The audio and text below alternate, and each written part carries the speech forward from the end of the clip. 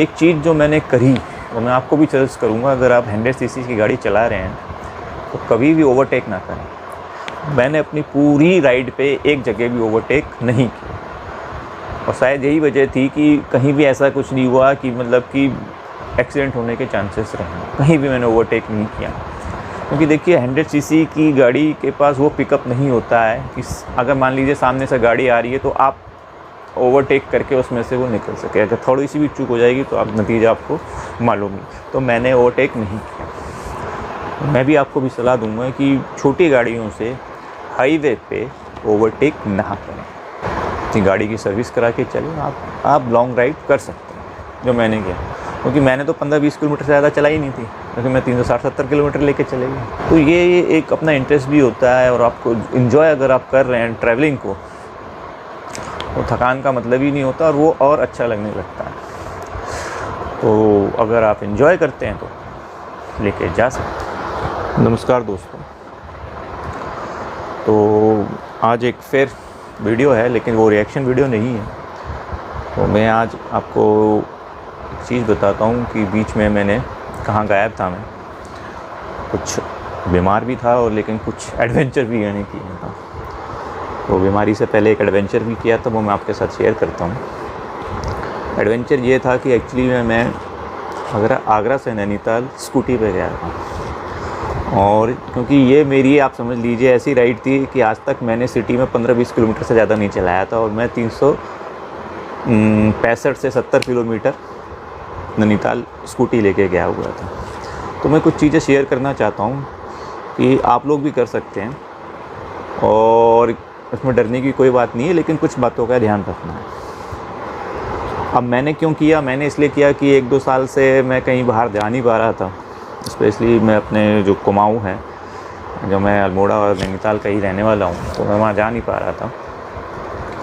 और बस में जाना मुझे बड़ा अजीब सा लग रहा था। अब पास सब लोग हैं, कोविड का टाइम चल रहा था, तो मैं ज़रा भीड़ भाड़ वाली जगह से ज़रा दूरी रहता हूँ। दूसरी बात ये थी कि मेरी वाइफ और मेरे बच्चे जो थे वहीं पे थे, और होली का टाइम था। होली से 1-2 दिन पहले मैं निकला था। तो मैंने प्लान बनाया था, और चक्कर ये था कि इसलिए भी मैं ज़रूरी था कि मतलब लाइफ में कुछ ऐसा लग नहीं रहा था, बोरिंग सी लाइफ हो गई थी। तो ये एक एडवेंचर करने का मन भी कर रहा था। अब मैंने जो किया, वो कैसे इसको अरेंज किया, वो अब मैं आपको बताता हूँ। तो मैंने कुछ दिन पहले अपनी गाड़ी की सर्विस कराई थी, स्कूटी की सर्विस कराई थी। दोनों ब्रेक शूज़ मैंने चेंज करवा लिए थे, ऑयल करवा लिया था, अपनी चेन देख ली थी मैंने।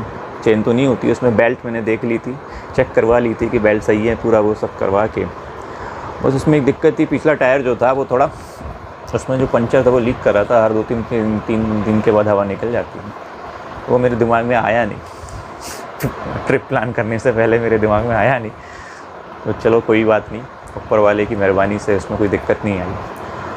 तो कभी भी अगर आप स्कूटी पे या 100 सीसी की बाइक्स पे अगर आप ट्रैवल करना चाहते हैं लॉन्ग डिस्टेंस, तो एक चीज़ का ख्याल रखें, पहले तो आप सर्विस करवा लें। तो स्कूटी है तो उसकी आप बेल्ट ठीक करवा लें, और मोटरसाइकिल है तो उसकी चेन ठीक करवा लें। दूसरी चीज़, आपको लंबी राइड पे जाने से पहले आपको 2-3 बार 60-70 किलोमीटर की एक राइड आपको करनी चाहिए लोकली, जिससे आपको पता लग जाएगा कि आप उस राइड के लिए कैपेबल हैं कि नहीं, आपको मज़ा आ रहा है या नहीं। क्योंकि मज़ा आना बहुत ज़रूरी होता है, क्योंकि स्कूटी इस तरीके से नहीं होती है कि आप लॉन्ग राइड पे उसको कर सकें। मेरे साथ भी दिक्कत आई थी, वो मैं आगे शेयर करूँगा।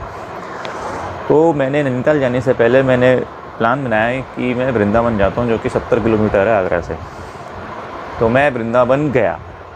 हालांकि 1-2 जगह मैंने स्टॉप किया, क्योंकि मैंने थोड़ा बहुत नेट पे या गूगल्स पे या फिर यूट्यूब पे मैंने देखा था कि 100 सीसी की जो बाइक्स होती है उनका इंजन बहुत जल्दी गर्म हो जाता है, तो आपको 50-60 या 70 किलोमीटर के बाद रेस्ट करना पड़ेगा। मैंने 50-60 नहीं, मैंने डर के मारे 25-30 किलोमीटर के बाद ही रेस्ट किया, और मैं वृंदावन गया। फिर वहाँ से वापस आ गया, तो कॉन्फिडेंस बूस्टअप हो गया कि यार मैं अगर 140 किलोमीटर में जा सकता हूँ, तो एक दिन में 360 या 370 किलोमीटर भी जा सकता हूँ। तो ये मेरा बूस्ट एक तरीके से मैंने ट्रायल किया था। फिर मैंने उसी दिन आया था मैं वृंदावन से, तो अगले दिन मैंने सोचा कि अगर मैं 5 या 4 बजे मेरी आँख खुल जाती है तो मैं 5 बजे निकल लूँगा नैनीताल के लिए। उससे पहले मैंने 1 लीटर या 2 लीटर पेट्रोल जो है मैंने अलग से बोतल में भरवा लिया था।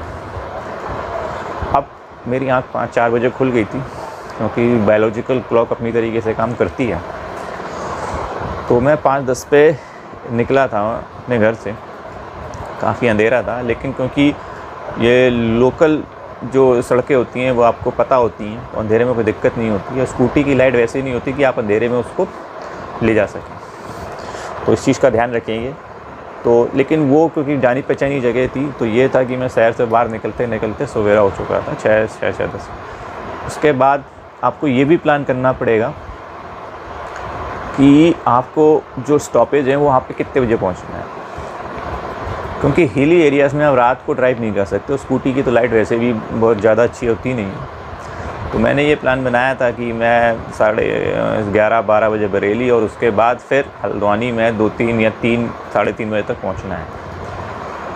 तो इस तरीके से मैंने प्लान करके चला था, और ये मेरा प्लान चला था। लेकिन बरेली में देर हो गई, क्योंकि वो खुदाई का काम चल रहा था, सड़क खुद रही थी, कुछ सीवेज वेज का काम चल रहा था।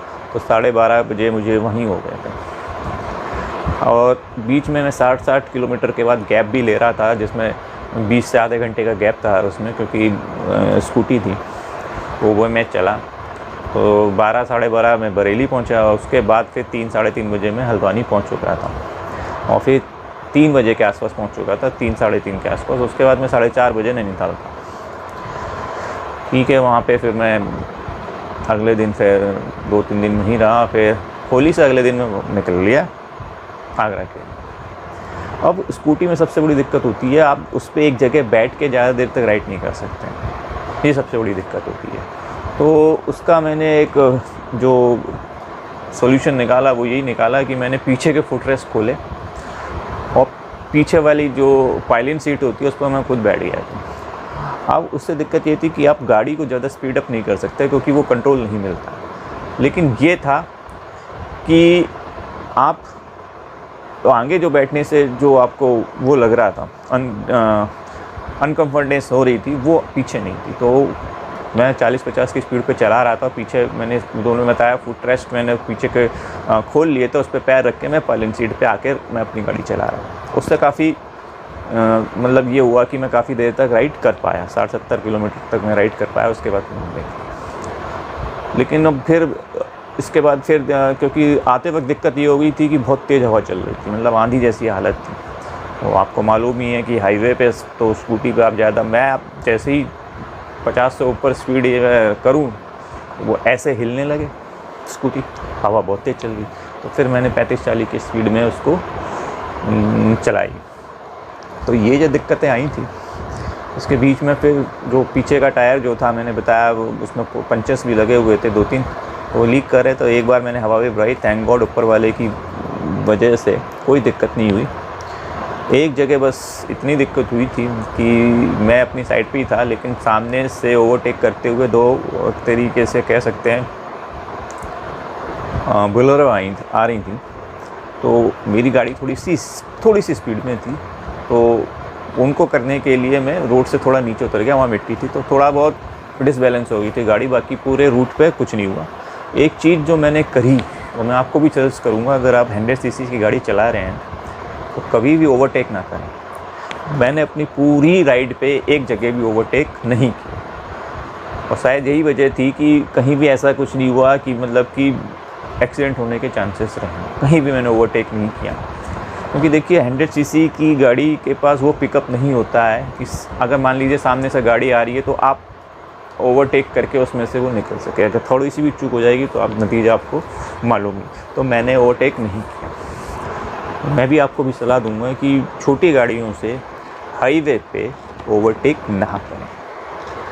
तो ये सबसे बड़ी सजेशन है। और दूसरी बात यही है कि आप अपना जो है कि गाड़ी की सर्विस करा के चलें।